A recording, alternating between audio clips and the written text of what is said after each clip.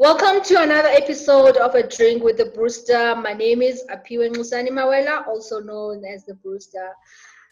We are currently on level 3 of the lockdown since the beginning of the month, beginning of June. And we wanted to dedicate the month of July to look back and see how the hell did we survive the lockdown. And today I'm joined by Wendy Pienaar, who is a what's the title? Co-founder of the Just Brewing Company, co-founder of at Hope's End, also co-founder or coordinator of the Beer Bootcamp. I think more importantly, why we have here today is the fact that she's the current chairperson of the Craft Beer Association and also the current chair of the board of the Beer Association. So we have Wendy today just to talk about how the hell did the industry get through, and if we manage to get through. And I think we're going to talk about some of the difficulties we had to face, and obviously talk about some of the not so great news and some of the not so great things that are currently happening within our industry, and look at a bit of look at further what could possibly happen. How do we weather the storm going forward? And I hope Wendy will have all the answers, because I'm looking for the answers. Hello, Wendy. How are you? I'm good, thanks. Thanks for having me this afternoon. I wish I had all the answers. I wish it was that easy. So freezing outside. Today I'm having one of our limited edition beers that we can see. It's the Cray Cray IPA. That's our can. Yeah, so it's quite a nice IPA. It's got a load of hops in it, which is why it ended up with the name Cray Cray IPA. When I was brewing it the first time, I was just like, "Sheepers creepers, how much hops is going in here? This is crazy!"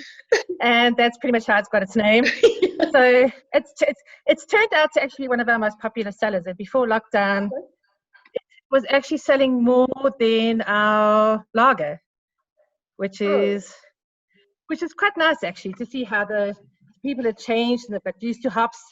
I thought it was a great sign for our industry and the drinkers out there to see the change in drinking habits.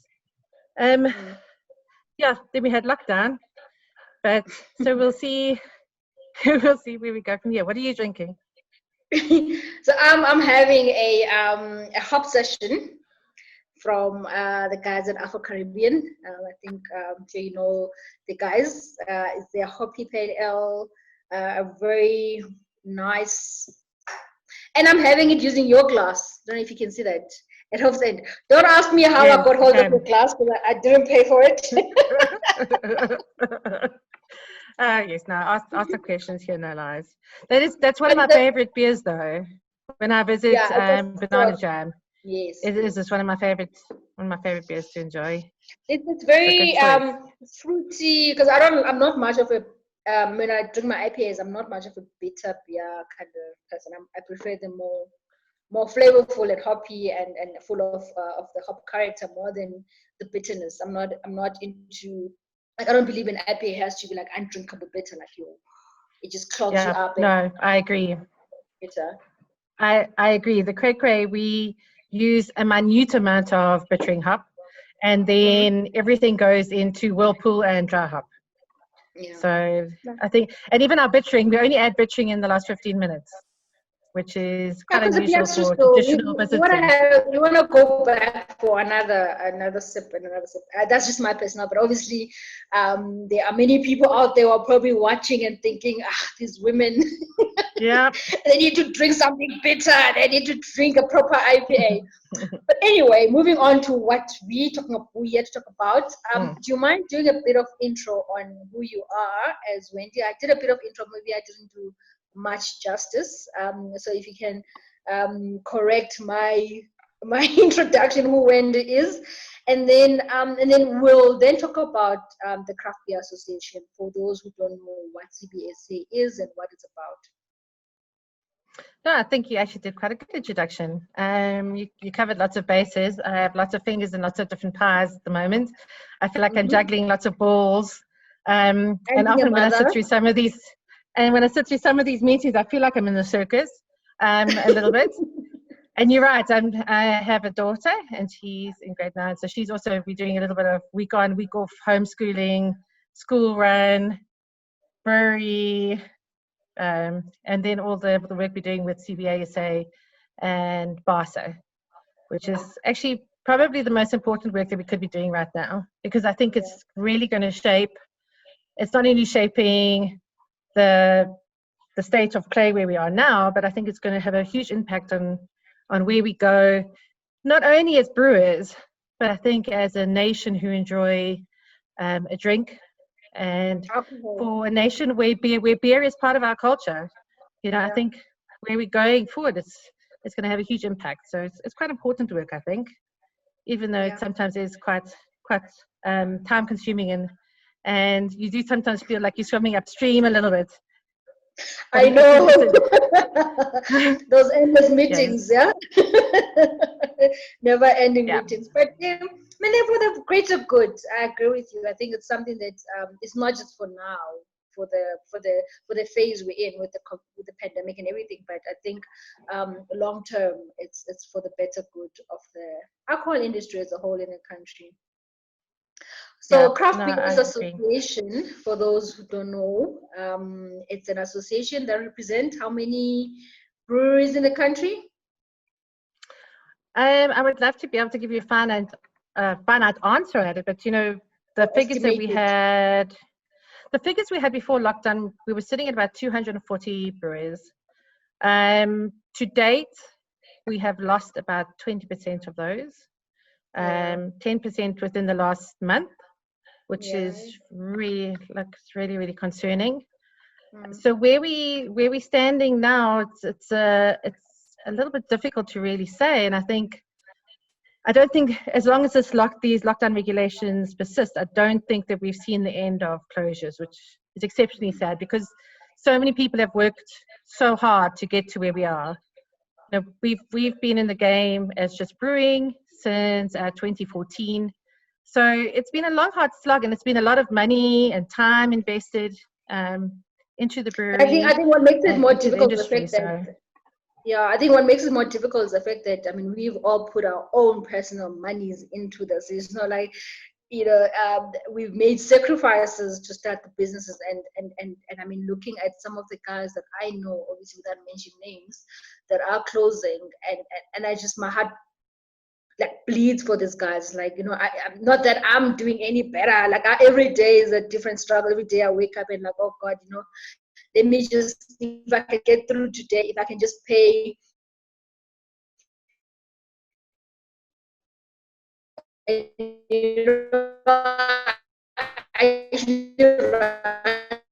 list of, I need to get this raw material from this person, so I need to quickly pay them, and then I'll move this person down. It's a real struggle out there, and I think having people like you within running and coordinating and helping the industry as a whole, and fighting for us. I think a lot of people underestimate the amount of fighting and work that goes behind the thing, and time that you had to put into CBSA. It has been a lot of time, and I think lockdown didn't mean the end of work for us as far as CBASA went. It was really the start of our fight.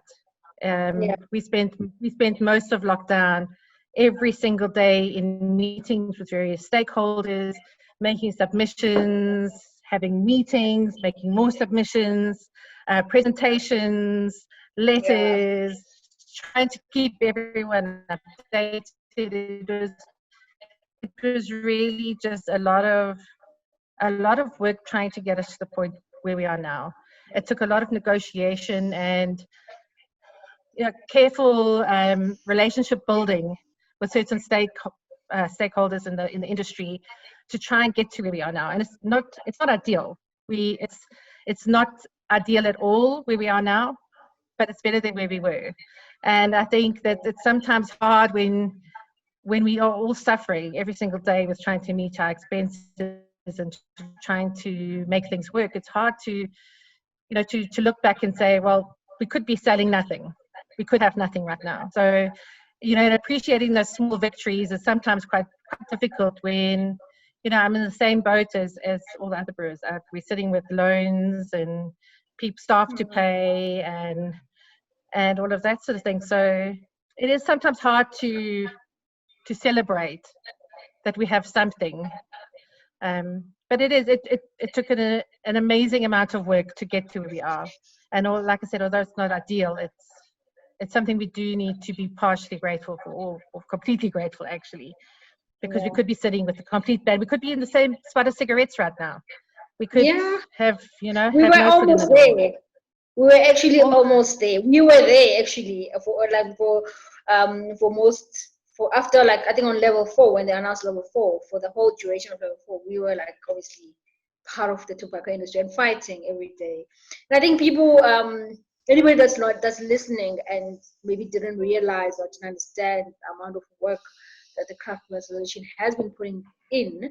And I know I've seen, I'm sure you've also seen, Wendy, on social media, where people say, no, but what are you guys doing? Why we're not opening up trade? Why you? And without understanding the amount of time, it's not, you don't just walk in and things happen.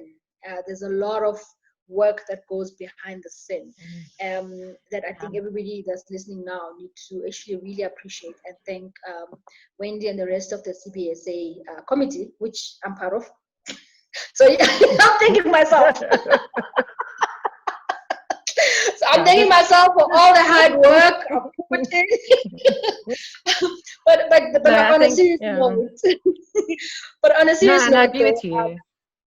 I agree with you. And there's been a lot of subtlety that needed to happen, because at the end of the day, if we go in with guns blazing, ready to burn down Parliament kind of attitude, we're going to get into a lot of trouble going down the road. We still have National Liquor Act that's out there.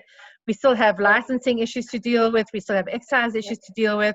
So it really required a lot of subtle negotiation and working together with governments, so that we feel like we're in it together and we're playing the long game while still getting some benefits.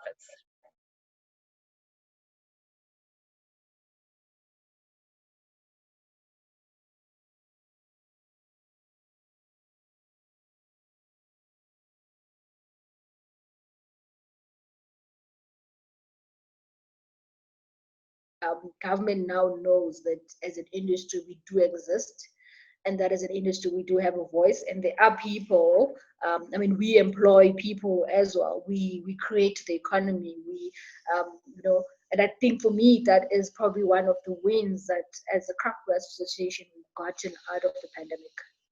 What are your thoughts on that?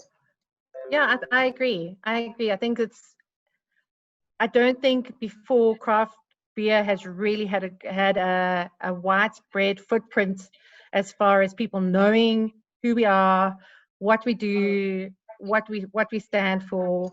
There've been lots of industries who haven't really understood the difference between a craft beer and a home brew. So there's lots of those sort of things that we've spread the news on that. We've never had such a wide coverage in the media before. We've never ever been included in meetings with liquor departments, with governments, with DTIC. And so there's a lot of good that has come out of it, because we're building those relationships so that we can make a difference going forward for craft brewers. And I think that's important. And I think also, as far as just the craft beer industry, I think there's been so many good things that have been done by brewers to show what craft beer is really about, the heart behind it. The feeding programs that have been happening, the outreach. There's been so much good that people have been doing that I think has really shown, like I said, the heart behind craft beer. And I think that's what makes us different. That's what makes us different to a lot of the other industries and alcohol players, is that we have a heart, we have a conscience. We really care about our communities. And I think it's sometimes forgotten that in the bad rap that alcohol gets, and although there is some harm that is done, we do need to take ownership for. I do think that there's a heart that drives craft beer and a care for the community. That's really important, that we really need to remind everyone about as well.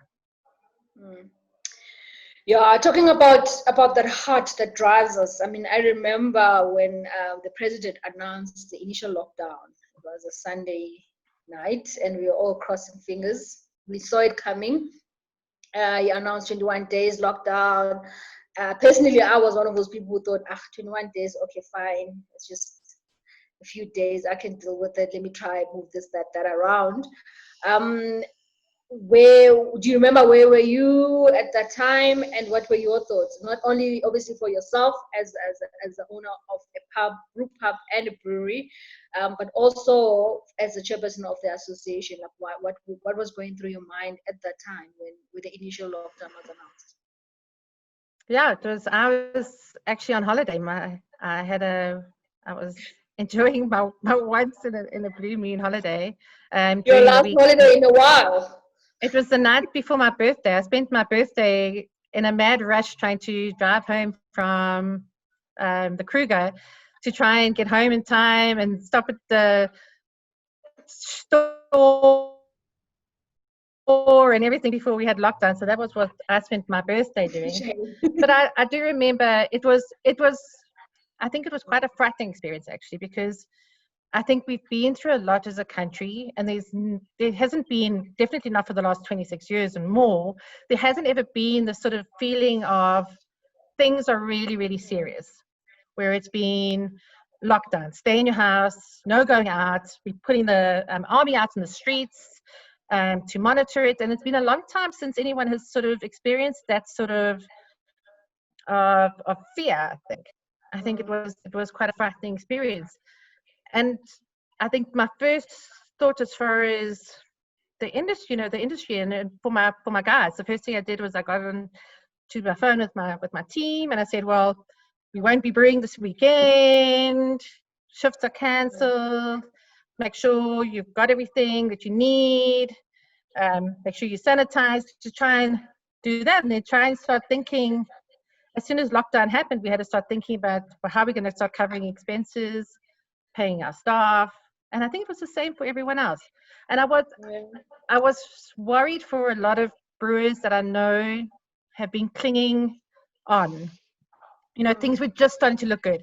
In Gauteng, we had a really bad December as far as sales go, because everyone goes down to KZN or down to Cape Town. So things were just starting to really look up for brewers. We were just starting to get big numbers on sales and things. People are starting to look to the big festivals. Capital Craft is coming, Easter weekend. Lots of people had events planned. This was really going to be, sort of a turnaround for a lot of brewers. So I was concerned about what was going to happen then to those brewers. And then sort of as the lockdown extended into like longer and longer and longer, now we've got these new regulations, my thoughts kind of turned to the guys in Cape Town, because winter in Cape Town is brutal. Sales for the guys, it's really hard, and they rely on the good months to kind of build up a stockpile. And when you've been paying all your expenses with no income for so long, you kind of burn away that stockpile. So now that we're getting into the bad season in Cape Town, it's concerning. I feel you sometimes feel a little bit like a mother hen, because you're always worried about what's happening in the different regions at the different times, especially with the regulations. And I feel for everyone, and I wish that I did have a magic wand where I could just make it better for everyone. But other than what we're doing now, we can't change things, the wheels that are in motion. And it's so hard as well to say, the virus is serious. We need to protect people. And I think it's because you can't see the virus, and I think because a lot of people haven't personally been touched by the virus yet, it's hard to see the real emergency, the real danger that we are in. So we kind of just look at our own little world, which makes it even harder, I think. Yeah, I agree with you. I think a lot of us, especially during the first 21 days, I think everybody was like, oh yeah, let's kumbaya, we in this together, this is what we need to do for the country. We need to, like, 21 days, and I think for me personally, when there was an extension, then you start really to worry about, and then sadly we all become very, make it personal. So it becomes about, oh my God, my plant, my brewery, my guys, how am I going to pay rent? How am I going to pay my loans? How am I going to, how am I, without actually looking at, like you said earlier on, that at the end of the day, it was about, so it's been about the virus, it's been about the pandemic. And I think for anybody that's listening, I think it's something we really need to reflect. I mean, we need to worry about our businesses. We have to. We have no choice. But at the same time, we need to also look at the human element of it. And just, I mean, the CBSA ran a few surveys. There was a survey that was run just, I think it was just after the lockdown, right? During the lockdown, the initial lockdown. And then there was another one that was done was it halfway through level 4, if I'm not mistaken. Yeah. And then there's a recent one that was just right now. So let's just, without obviously sharing who's doing what, where, and how, and obviously it's I know you said earlier the numbers are not looking good. People are closing left, right, and center. I think it's something that most of the guys that are probably watching are keen to understand how the industry has survived through the lockdown. So I don't know if you remember or you have all the information from the first survey that was done. How was the feeling? How was the industry feeling at that time? That was just those during the first 21 days, if I remember correctly. Yeah, I think the biggest thing that has remained the same has been the level of worry and concern as far as keeping the business going, keeping the business alive. Yeah. And I think that has been a sort of a continual theme throughout the 3 surveys that we did. What I do think is that the number of people that have been laid off as well, has also just been sort of a steady each month. We've seen quite a high percentage of people that have had to let their staff go. And the one brewer in particular, I know that I've spoken to recently. It's heartbreaking when you had to let your staff go. It's a very tight ship that we all run, and we spend so much time at the brewery. People forget how much time it takes to brew a beer. It's like a full day. You spend the whole time on the canning line or the bottling line. So you spend a lot of time, beer fairs, all sorts of things with these people, and they really do become like family. So to have to let people go is really heartbreaking. And I think that in the last survey particularly, I think the outlook was really negative. And I understand why people are just worried, and it is this letting go of family members, in the form of staff and that sort of thing. So there's a lot of negative feelings at the moment. And I think it's also because we don't see any end. I think if we had clear guidance from the government, which I know they can't give us because they can't predict where the pandemic's going, but I think that if we had it and people knew, okay, for the next 3 months, this is what it's going to be like. You could plan better. You could say, okay, if it's for 3 months, I can make my money, divide my money like this, and I can make it. But because there's this huge unknown, it's very hard for people to feel positive in an environment like that, where there is so much negative and so much uncertainty. One of the questions we did ask was about how people have survived, because it is important for us to see what people are doing so we can assist them in going forward. And also so that if someone is doing something spectacularly good, we can go and say to others, why don't you try doing this? Yeah. And I found across the answers, we got some interesting ones. People have started doing things that are not, I think it was about 3% have gone and got other jobs, looked for other jobs outside their brewery, which is quite tough, especially with unemployment being so high and there being so few jobs around. That was quite tough. Then there was quite a big percentage of people who are have amalgamated, have joined together with another brewery, sold up their equipment, sharing premises, sharing equipment now, to just try and save that expense of the rent, and maybe a loan to pay back that they were paying on the equipment. try and do that. Some people have been economizing their recipes, having to look and see, and their processes, having to look and see where can they, maybe cut an extra day of cooling out, ferment maybe a day less, or change up instead of using, certain malt profile, seeing if they can maybe swap it out for something cheaper, maybe a little lighter on the hops, maybe a local hop instead of an imported one. All these sort of things they've been trying. We've had a few people who have turned to fruit juice as an option. One or two who are doing sanitizers and cleaning products. Instead of, we have the guys who are obviously doing soup as an option to keep themselves going. And there was one other interesting one. Oh, and the non-alcoholic, obviously. Just choosing to rather produce those products, because then obviously they can just sell them throughout the week, and they're not limited by the alcohol ban. So that was another thing. There was one very interesting one where somebody said that they've started praying a lot. So I thought that was quite a, that was great for all of us. quite a sweet solution. Yeah. So that's basically how people are trying to survive at the moment, because that's exactly what it is. It's, at the moment, it's just a fight. There was another quite interesting question that you asked on the survey on if we were to have another lockdown, how would that impact those who have managed to somehow keep afloat? What was the response like on that question?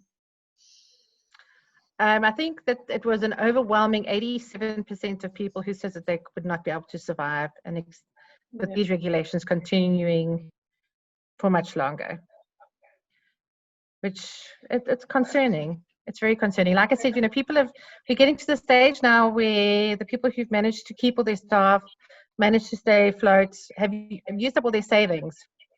Every time you get to another end of the month and you have to do another rent payment, or you get another round of invoices coming, it's tough.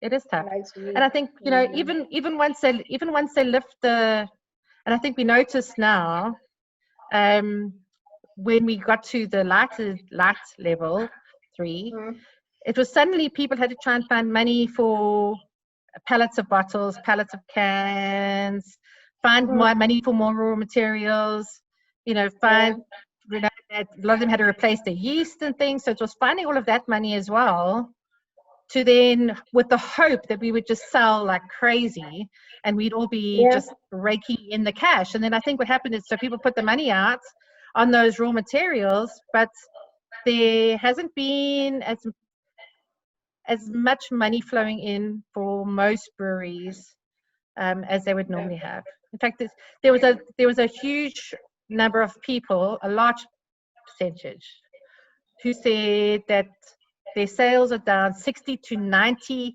and some of them 100%. So after outlaying all that money, hoping for the sales and not getting the sales, it hasn't been as helpful as a full opening would have been, as far as the businesses go. So we're still doing our best to try and assist brewers as much as we can. But unfortunately, I don't think that we are at the end of the worst bit as far as brewery closures go. Yeah, especially looking at the COVID cases. I mean, the numbers keep on climbing. And I think one of the other questions that were on the survey, on the recent one, was how many breweries have had COVID positive cases, and how many have implemented or have put practices and procedures in place to make sure that they obviously minimize COVID cases and make sure that everybody within the brewery space is working within the recommended regulations. You want to touch a bit on that? Yeah, so I think we were lucky in a way that breweries are already a place where hygiene is taken very seriously. So I think for a lot of brewers, they find it quite easy to implement the new regulations as far as hygiene and things go in their breweries, because we're already so hygiene conscious. It didn't take a lot of effort to change our current practices. But unfortunately, because COVID is everywhere, and we don't all sleep at the brewery. We do have lives, and we do leave the brewery occasionally to go and do things. You know, it can enter breweries from anywhere.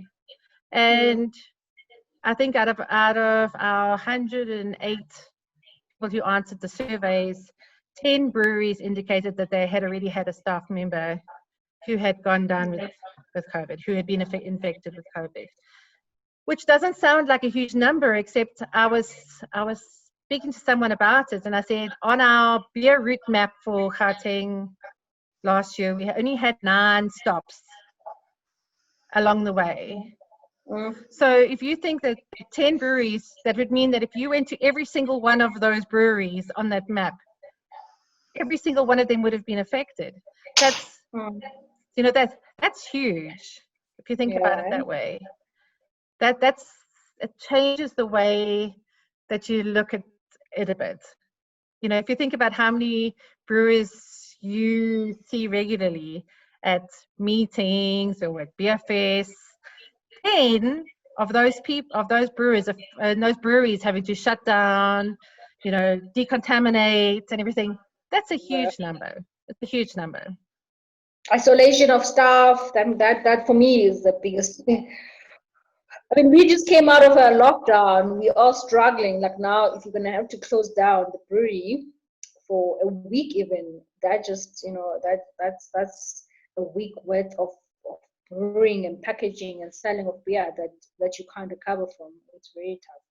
And I think let's close on a more positive side. I think one of the positive things that has come out is obviously seeing a lot of breweries opening up online sale channels. I think I've seen a lot of breweries either having their own online channels. I think that was one of the other questions we had on the survey.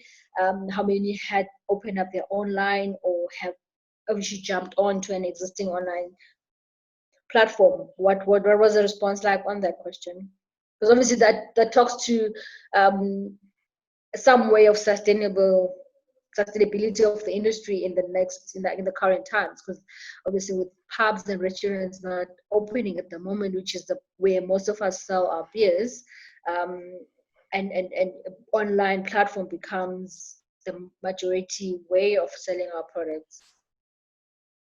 I think the majority of people said that they had opened their own online stores. However, even though people have really made the effort to change, I think the problem is getting the public to do it. And I think we're going to really have to change the way that people think about things that they do. It's the same as all the COVID regulations, you know, the social distancing, the way we go to the shop, the way that we gather together as people to celebrate, or, you know, at sad times like a funeral, everything, the way we do things has changed. And what we really need to do is we need to just get more people to think about the way that they are purchasing alcohol. And I think there's been a lot of work that we've done, you know, even with people like the taverners, with trying to get them to change their way that they do it as well. Also to click and collect, to all the online stores that have opened, all the supermarkets that have opened their online channels for alcohol, just to get people to stop thinking about going to the bottle store to go and find their products, because it's becoming increasingly harder for craft beer to get into bottle stores. And if we can change the way people think about buying alcohol, it will only benefit craft in the long run, because people will feel nothing about going online and ordering a craft beer that they might not necessarily have found in a bottle store. Let's face it, most of the bottle stores have got this much craft beer if you're lucky. And you know, so. and if you're lucky, you still find fresh. I mean, I think the online is probably one of the ways that as an industry we need to really look at how do we, even post-COVID, how do we amplify that? How do we use that as our main way of reaching our consumers? Yeah, and it's the best way, if you think about it, for consumers. You're getting it fresh, delivered to your door from the brewery. Most of the times it's a reduced cost to what you'd be getting it from a retail store. That's perfect. I mean, who could ask for anything more? Then a nice box of craft beer arriving at your door, fresh from the brewery. Or we can put a little bit extra. As brewers, we can put a little bit extra just to Yeah, they can be. I think it's the way of the future, and I do think that we just need to stick with it and I think in people out there, and closing, we're doing well. yeah. I think in closing, let's just talk about what the future plans are for the Craft Beer Association. Obviously, the association is not just about dealing with the pandemic. It was formed obviously to unite the industry, to have a united voice as an industry, obviously to look at some of the regulatory benefits that we can get as an industry. So in your term as the chairperson, sorry to put you on the spot, what are some of your focus points for somebody that's obviously watching, wanting to join?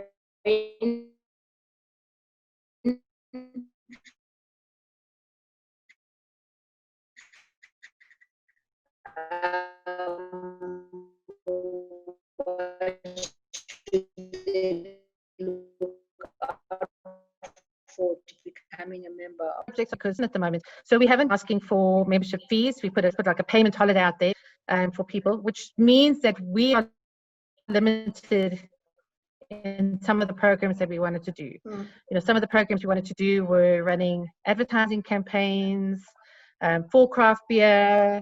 We had planned to do some more sensory tasting, training. We wanted to get business schools and things involved in training our brewers on how to run a business successfully. And all of those things, unfortunately, required some cash flow. So those have kind of been put on the back burners. The projects that we are continuing with those, we are engaging with the various liquor boards. We want to try and get some sort of understanding and parity with them about licensing fees, making sure that we have a working relationship with them so that when fees are going to change or paperwork's going to change, they consult us first, that we know who to deal with when we're there, making sure that they understand the difference between craft and macro beer, because I think a lot of the time they don't really understand. A project I'm busy working on at the moment is looking at the costing behind craft beer so that I can actually explain to the different liquor boards just how little money a craft beer as a brewer, as a manufacturer is actually making. And that it's actually the distributor and the retailer who are making the bulk of the profits. However, the craft manufacturer is being licensed harder than the other two sectors, which I don't feel is really fair. So I've started working on that project at the moment, and I will be attending a meeting next week with one of the liquor boards. Again, we have made some progress as far as like the Eastern Cape. After a meeting with the Eastern Cape, they are no longer going to look at banning alcohol in the Eastern Cape, so that's a positive step. And I think that's one of the main focuses. One of the main focuses we have at the moment. You know, looking at keeping our industry open, looking at the licensing fees. Eventually, you know, making sure that we are represented as far as the National Liquor Act that's being tabled at the moment. Make sure that we have a voice in that. So, and I think we still have a lot of work just to make sure that we can get full trading again. I think the next couple of months are going to still be a lot of fighting and a lot of time, you know, trying to just push the industry and push the government in the right direction, while still being cognizant of the fact that COVID is a serious problem out there. Yeah. Thank you so much, Wendy. Let's do a virtual cheers as we end our session. Cheers. Cheers. So that was a drink with the Brewster, and we had a chat with Wendy Pienaar, who's the chairperson of the Craft Beer Association and also chairperson of the board of the Beer Association of South Africa. So I think for anybody that's listening currently who thinks the Craft Beer Association is doing great things and wants to rally behind and support the association, obviously we need more members to be involved, to pay the membership fees. and also help obviously be able to achieve all the great things that the association is looking forward to achieve. So you can join by joining the Facebook page, Craft Brewers Association of South Africa.